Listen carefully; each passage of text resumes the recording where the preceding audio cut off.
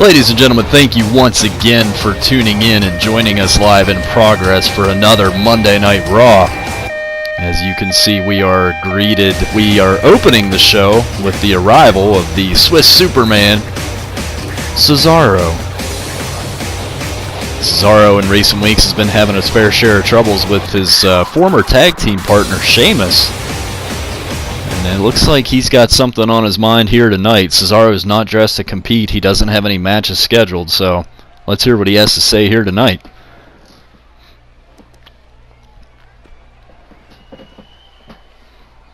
And it seems like Cesaro is basically out here stating that he's been the low man on the totem pole for too long here in the WWE, and his time, he's sick of waiting around. His time is now, to steal a line from John Cena.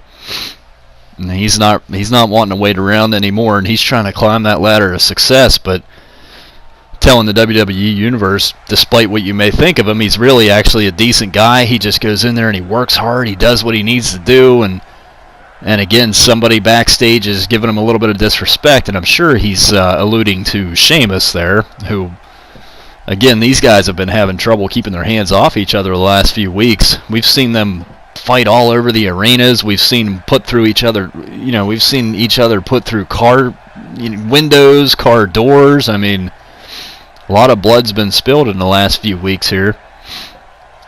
And the general manager, Chris Jericho, has attempted to do the right thing in putting these guys in a one-on-one match here. But each time, and here we go. We see Sheamus coming out here to put a stop to the slandering there by Cesaro.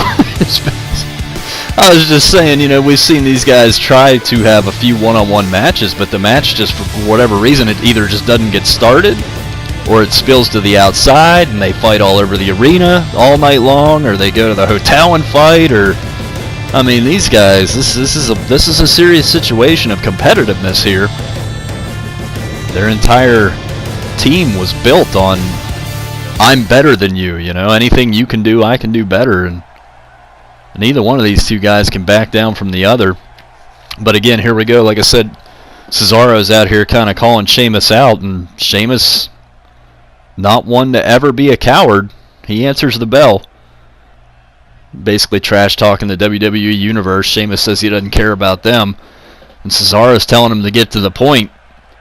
He said, you better say something important, and say it quick before I kick your ass. Oh, this is not going to end well. Oh, my goodness. And again, Sheamus basically just stating that he carried the bar. He was the reason for their success. He was the reason they won the tag team championships multiple occasions. Cesaro was holding him back. So it looks like they are agreed. The bar is no more. And again, there's some bad blood that's been spilled already. But Sheamus and Cesaro both basically stating that they're better off without the other, and I guess both of them are looking to enter the singles competition.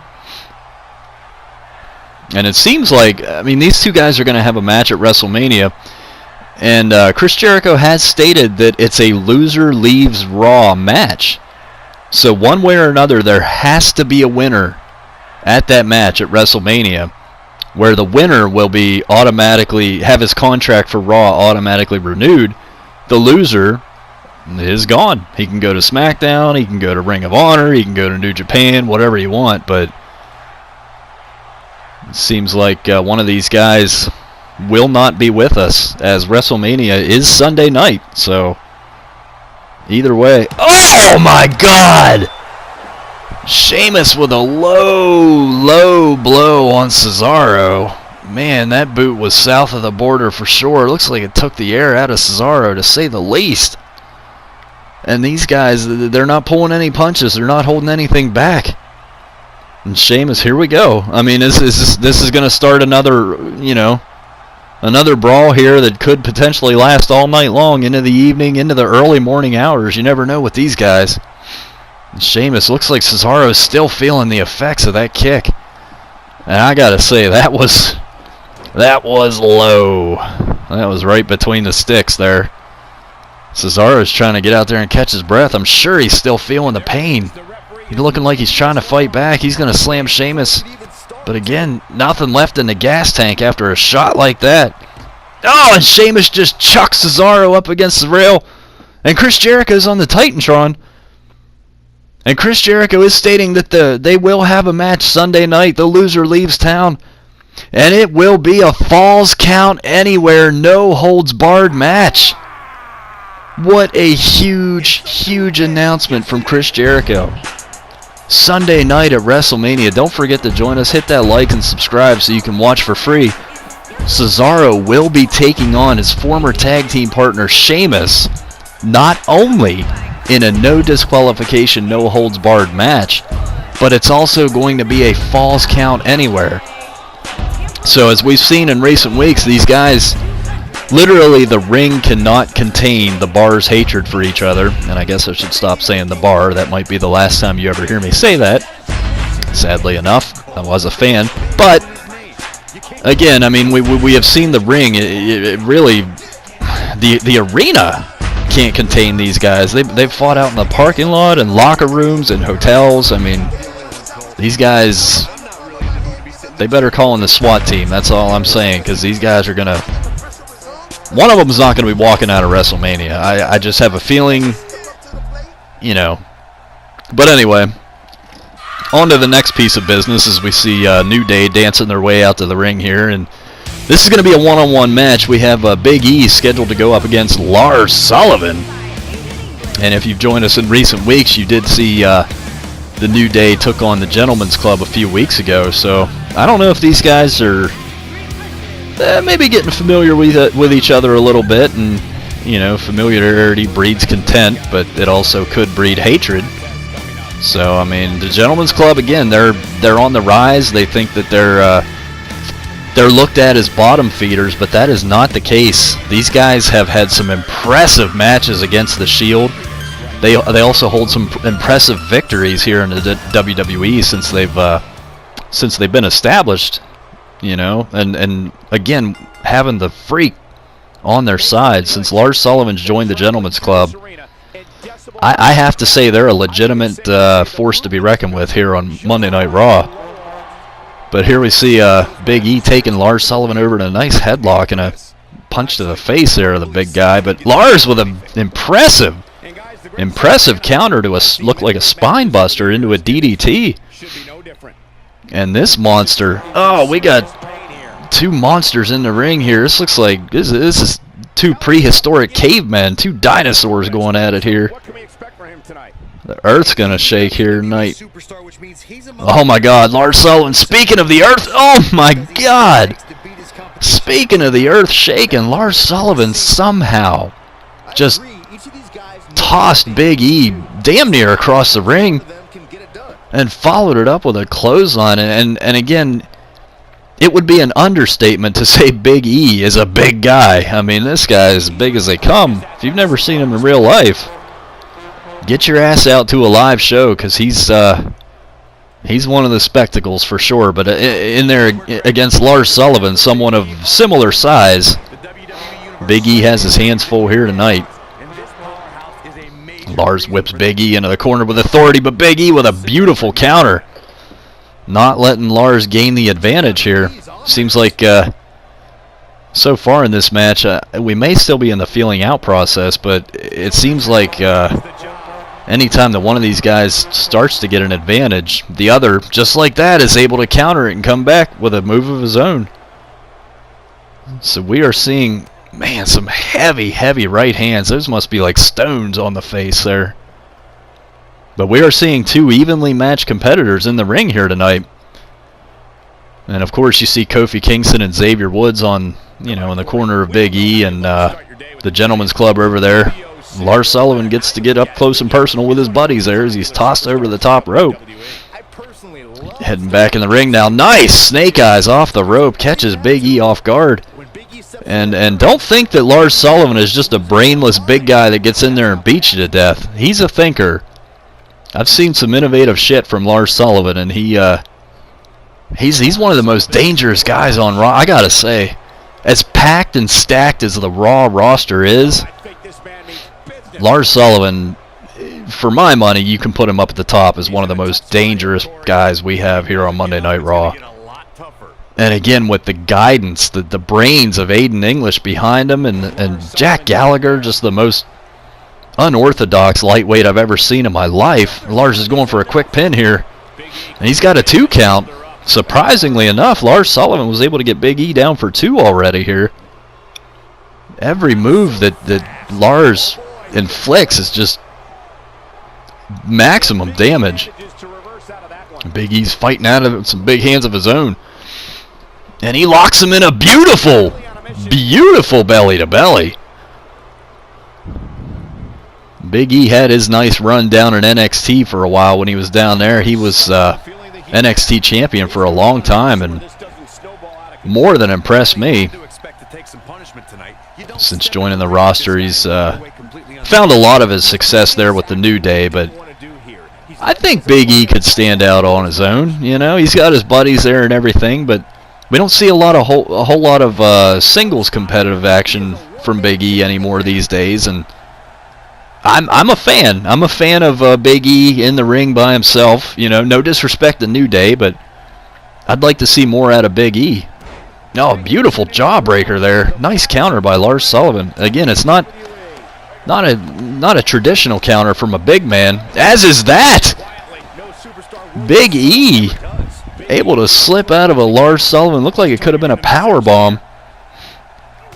Countered into a DDT, and now this is spilled on the outside, and this is where things get a little dangerous here. You got a lot of wild cards on the outside there. Anything can happen. Looks like Big E's trying to quietly make his way back into the ring there, and he has no interest. Lars Sullivan's inviting to the outside, but again, he catches him with those snake eyes. You'd think Big E would have learned the first time. And a roll-up from the big man. 1, 2, and this could be it. Oh! Big E able to pull him over, and we are seeing a lot of non-traditional big man moves here tonight out of these two. Now that right there, that's about as big as it gets. Huge throat punch, clothesline type maneuver from Big E. He was just swinging a haymaker and hoping to hit something. And he's setting Lars up for that big ending. Looks like we're going to see it here. No, but Lars slips out. Counters into a back suplex.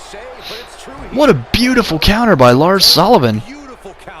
Looks like Big E was motioning to the crowd that he was about to end it here. And Xavier Woods and Kofi, they're looking worried on the outside as Lars Sullivan, he's got Big E up, and the freak accident. That might be it. I would call this an upset. 1, 2, and Kofi can't get to him. 3. Kofi even tried to pull the referee out but was unsuccessful. As the freak, Lars Sullivan, picks up what may be his biggest one-on-one victory to date over Big E. Look at this beautiful counter. Like I said, this was not a traditional, you know, Godzilla versus Mothra type match. We saw a lot of good wrestling maneuvers out of these two. Nice counters. Big E countering the pin there. Lars Sullivan slipping out of that big ending. And I'm stating the obvious, but right there was the turning point in the match. Picks up Big E. I mean, that's a 300-pounder right there he's picking up like a pile of trash. And with every victory, the entire Gentleman's Club gets a boost here on Monday Night Raw. They are celebrating in that ring, and rightfully so. They have a monster in their corner. These guys are going to be dangerous, I have a feeling. But up next, ladies and gentlemen, speaking of dangerous, we have the new attitude, Dolph Ziggler. He's out here to say a few words. Come on right back. And welcome back, ladies and gentlemen. Again, as I promised, we are greeted by the arrival of the show-off. The leader of the OWN, Our World Now, Dolph Ziggler, who in recent weeks and recent months, actually, he's really stepped up his game. I can't say enough about Dolph Ziggler. Again, last week's main event, him and Adam Cole went 2-on-2 in a tag team match against Daniel Bryan and Sting, and I was more than impressed with all 4 of those guys in that match. But Dolph Ziggler really showed me something, man. He's out here tonight saying he's not a company man, he's not an ass kisser, he does what he wants to do. He brings danger to every single superstar on the roster. Yep. Especially one in particular. Who's he calling out here tonight?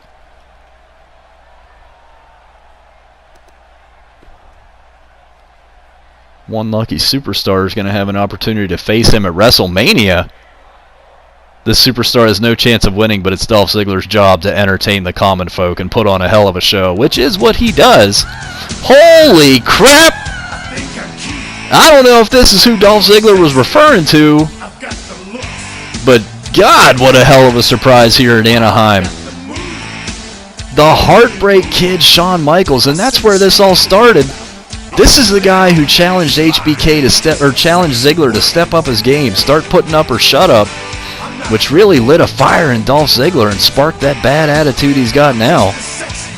And here we are, Michaels and Ziggler are face to face. And that's classic Shawn Michaels, kind of just making light of the situation, but he says he does have time. He's gonna get to something important here. What could this be about?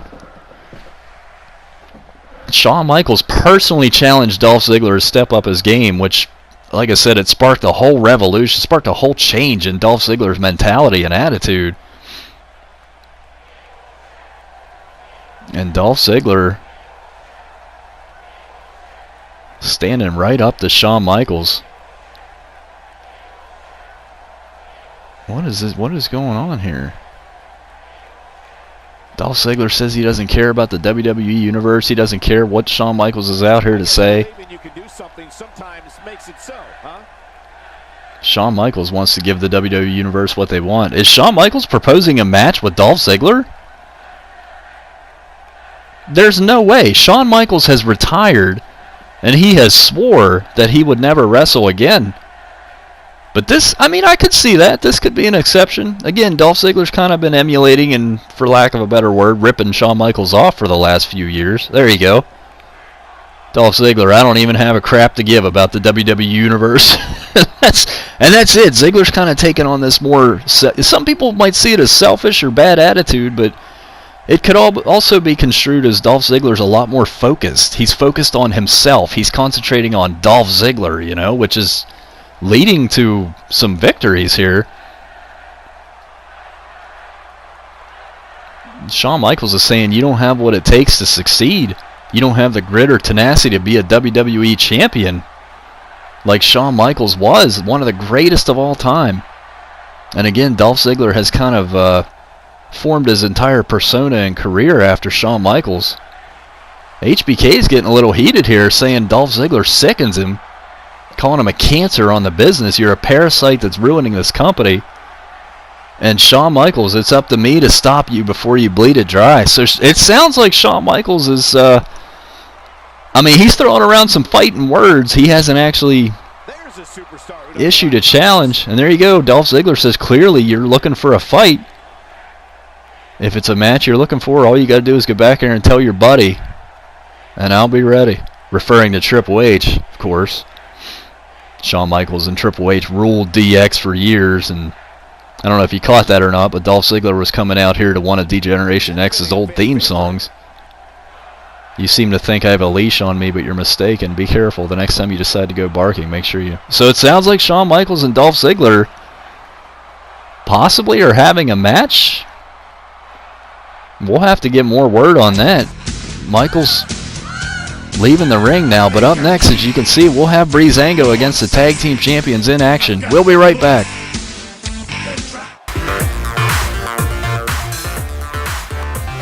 And ladies and gentlemen, welcome back once again.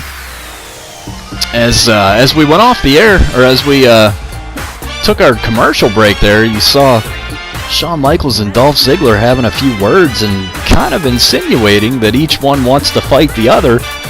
Well, we did receive word during the break.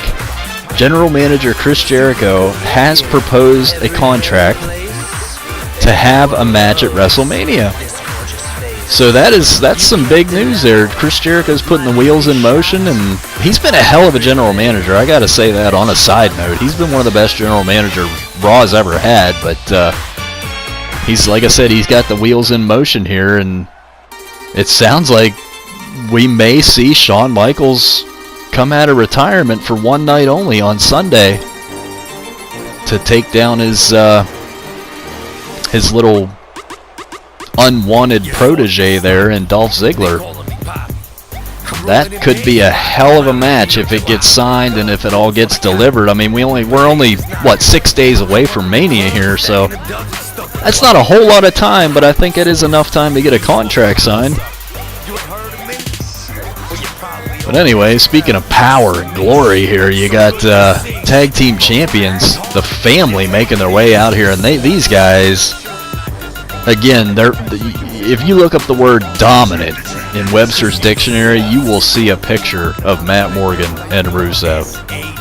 Since these guys took down the Bludgeon Brothers for those tag team championships, they really, I mean, obviously they haven't lost them, but it wouldn't be too far to say that there hasn't really been a big challenge thrown at them, maybe other than the Shield, but again, they were able to come away with the victories and hold those titles. But again, we saw on Raw last week, well, 2 weeks ago, Big Cass, their quote-unquote leader, their underboss, was laid out in the parking lot in a pool of his own blood as we opened Raw.